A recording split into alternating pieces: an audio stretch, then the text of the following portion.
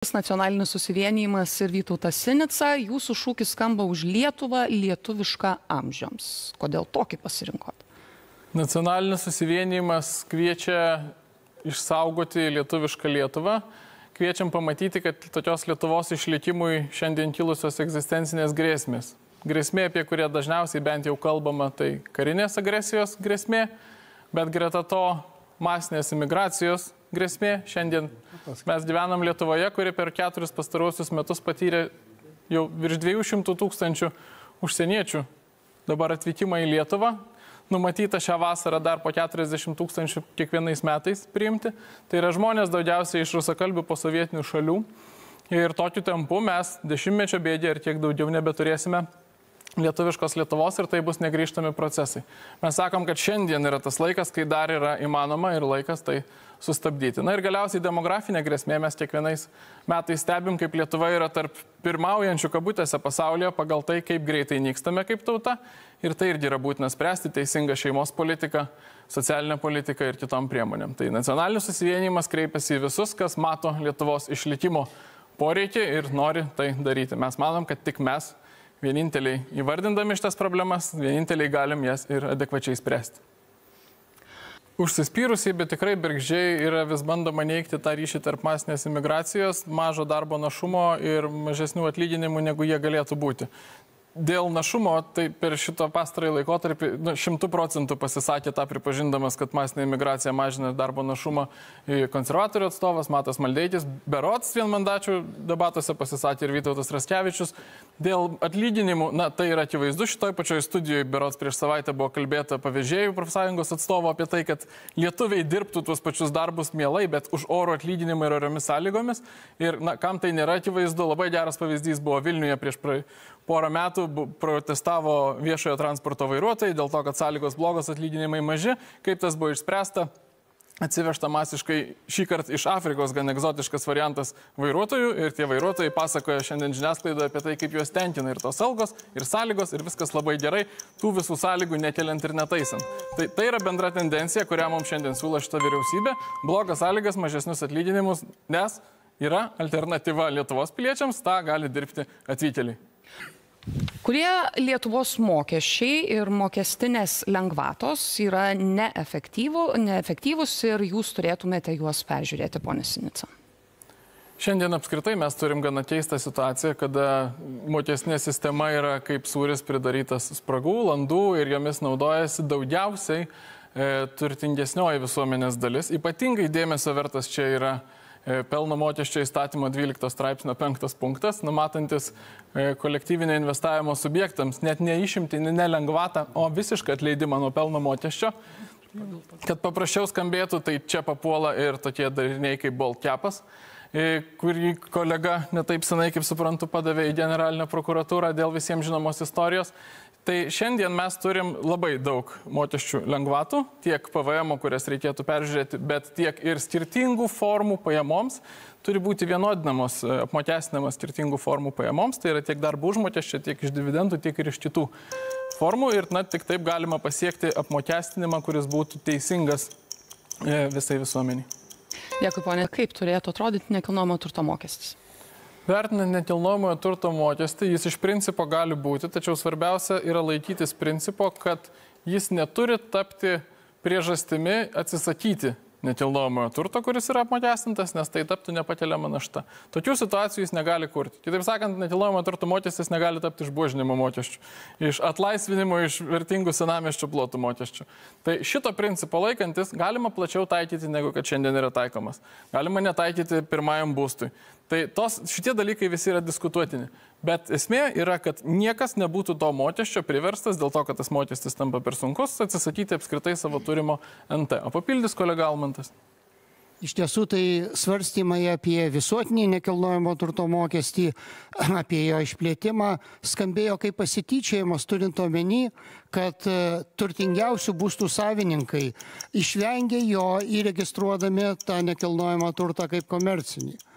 O dabar nesenai išgirdome ponios Armonaitės pasiūlymą didinti tą mokestį, nes jis natūraliai išsiplės, kai bus perskaičiuotos mokestinės vertės.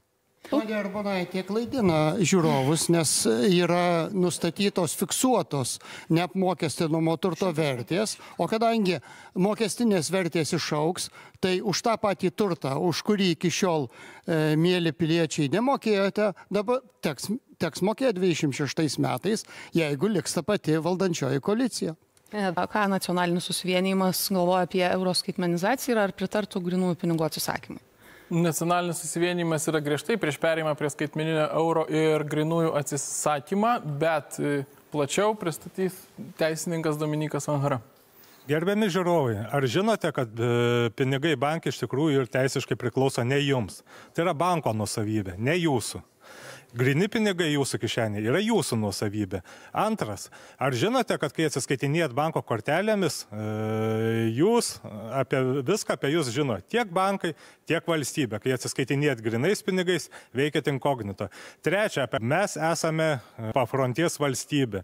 Kas nutiktų tuo atveju, jei prasidėtų karas? Aš beveik garantuoju, kad vienas iš pirmų dalykų, ką įvestų vyriausybė, tai yra bankinių paslaugų moratoriumas. Tai reiškia, kad bankinių paslaugų jūs neturėtumėt galimybės naudotis. Grinais pinigais naudotis galėsit. Todėl nacionalinis susivienijimas visapusiškai palaiko grynuosius pinigus. Ačiū.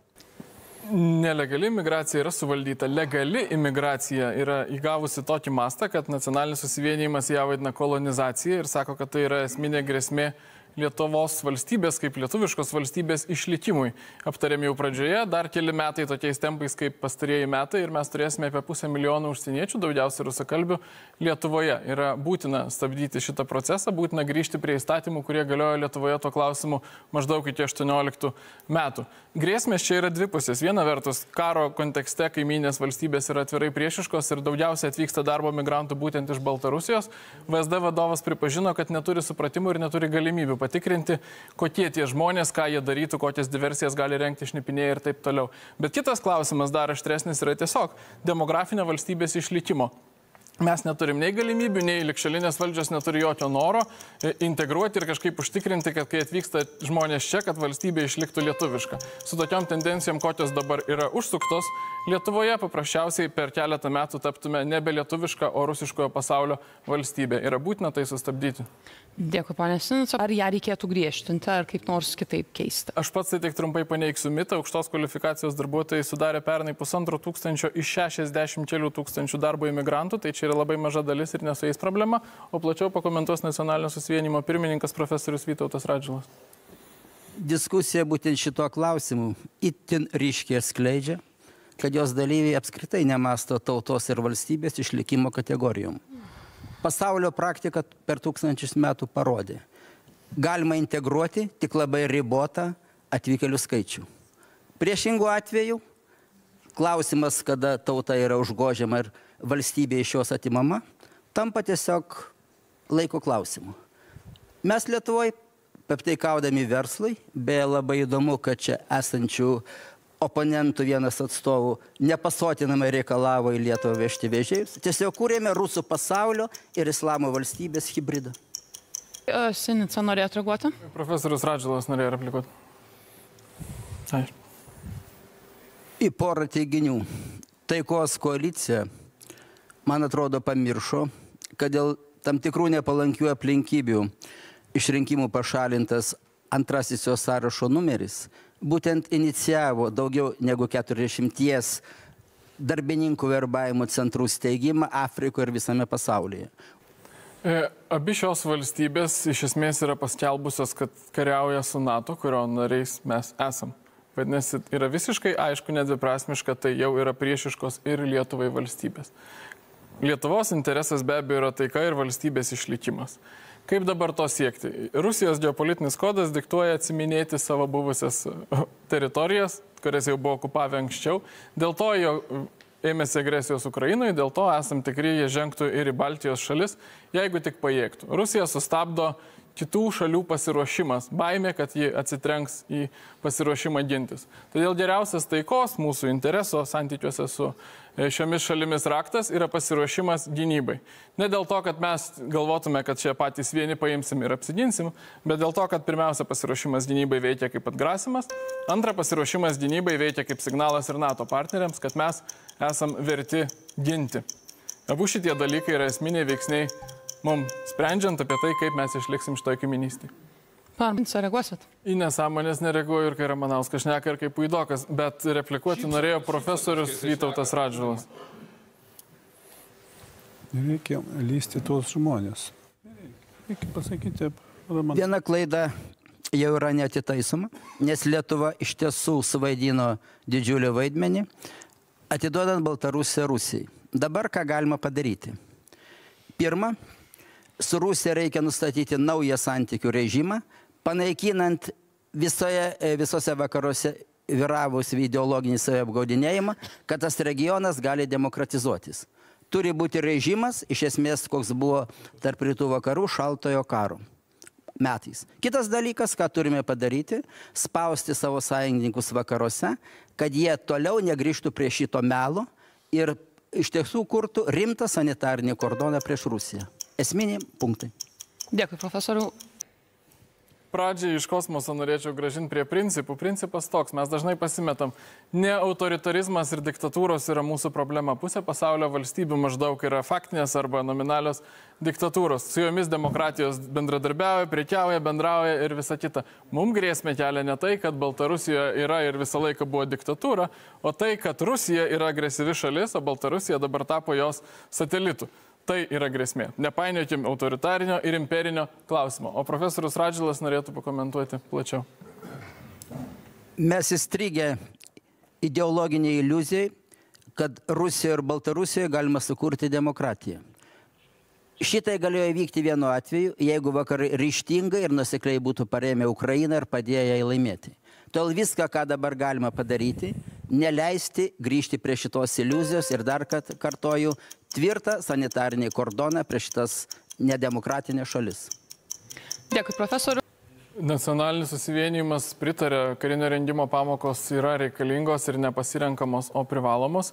Ir tą reiktų matyti kaip dalį platesnio, ką galėtume pavadinti minkštąją pusę gynybos politikos, nes šalia visos ginkluotės ir kariuomenės pasirengimo yra tokie dalykai kaip valia gintis.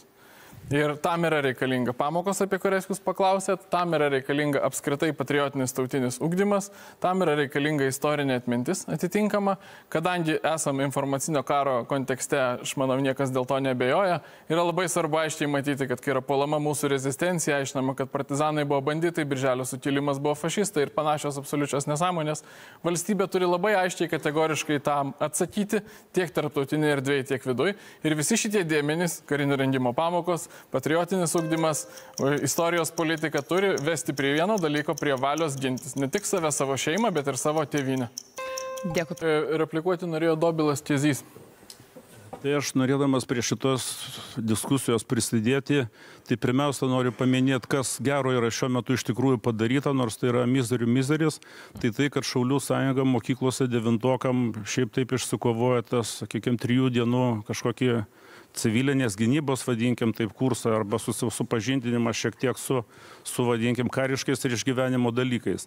Tai aš manyčiau, kalbant ne apie visuotinę gynybą, bet kalbant būtent apie pamokas mokyklose, tai aišku, jos turėtų būti privalomos vienareikšmiškai, kadangi vis dėlto atsiminkim, kad mes esame pafrontės valstybė ir visą laiką šnekama dabar apie tai, kaip čia išgyventi reikės ir panašiai, tai tie dalykai tikrai nepamaišys. Antras dalykas, pasižiūrėkime, reiškia, per tas pamokas mokiniai, kaip taisyklė, mokami tvarstyti žaizdas ir panašiai, išgelbėti žmogų ten vienokiais kitokiais atvejais. Tai be abejo tikrai gali būti pravartu, kadangi mes įsileidžiam vis daugiau migrantų iš įvairių šalių, tai tų žaizdų tvarstymas, manau, gali ateiti tapti aktualus kaip ir Švedijoje. Dėkui.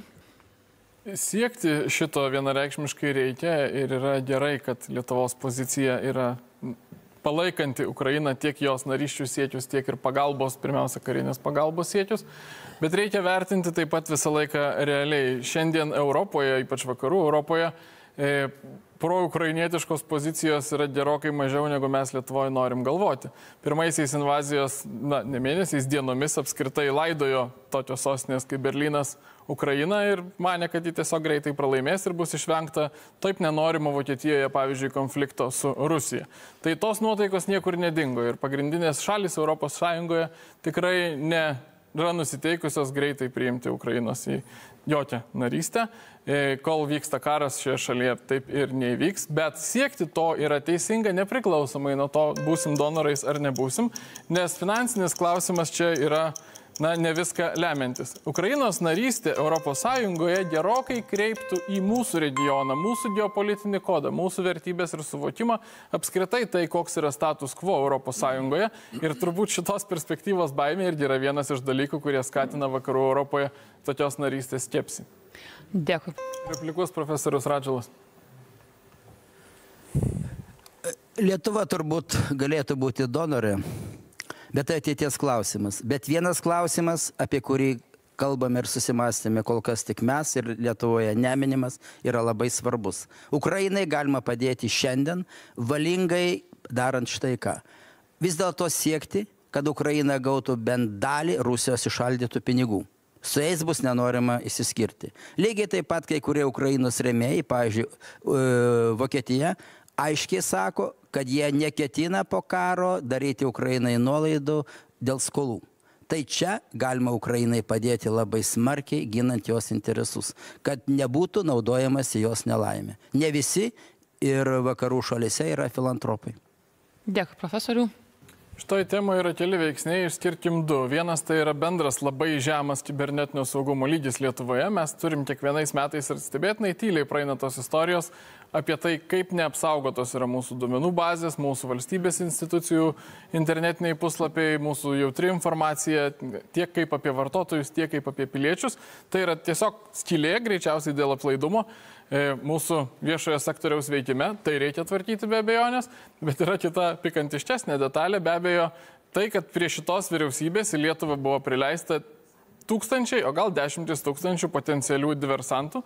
Mes turim VSD vadovo žodžius, viešai pasakytus prieš metus ir po to reguliariai kartotus, kad priešingai negu čia debatuose iš kai kurių dalyvių skambėjo, nei VSD, nei migracijos departamentas negali patikrinti. Ne tai, kad pasako, kad ten saugus ar nesaugus asmenys atvyko, negali patikrinti čia atvykstančiųjų daugumos nacionalinio saugumo požiūrių ir tie žmonės neaišku, kokių diversijų čia gali imtis, ką deginti, žymėti, paruošti užėmimui ir taip toliau.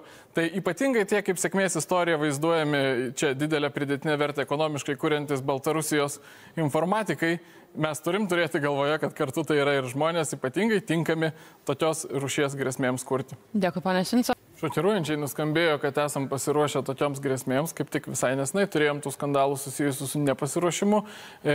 Šiandien, sakyčiau, labai ryškiai matyti, jog turim fasadinį veikimą prieš rinkimus, kada tiek migrantų kvotos vasarai įvedinėjamos, tiek kalbos politika susidomėta, tiek ir štai dabar pratybos vyksta. Saugumo bendruomenė tų pratybų prašė bent kokiu nors mastu visus turbūt 4 šios kadencijos metus, bet tik dabar tas susidomėjimas atsirado.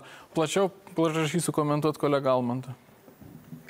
Ironija apie pasiruošimą yra akivaizdi, kai mes prisimenam elektros tiekimo nutrūkimą vasarą, kai tarnybos netgi nesugebėjo įspėti gyventojų, o vėliau palikti buvo nežinioje, kiek iš tiesų truks tas nutrūkimas. Ir tada klausimas yra apie tą žaliąjį kursą. Kiek jisai padarys mus saugius, kai mes turėsim tik elektromobilius, šildymas bus naudojant tik elektrą, tai koks bus mūsų atsparumas ir pasirengimas, jeigu vienoje vietoje deklaruosime fasadinės priemonės, o kitoje vietoje darysim viską, kad būtume labiau pažeidžiamesni. Nacionalinis susivienijimas kelia tikslą patekti į parlamentą, peržengti tą slenkstį, turėti frakciją parlamente ir jeigu svarstantis mus palaikyti vis dėlto išdrys ir ryšis šitą darbotvarkę palaikyti, tai svarbiausia, kad parlamento lygmeniu būtų keliamas ir sprendžiamas valstybės išlikimo klausimas. Tai tik nacionalinis susivienijimas tą siūlo.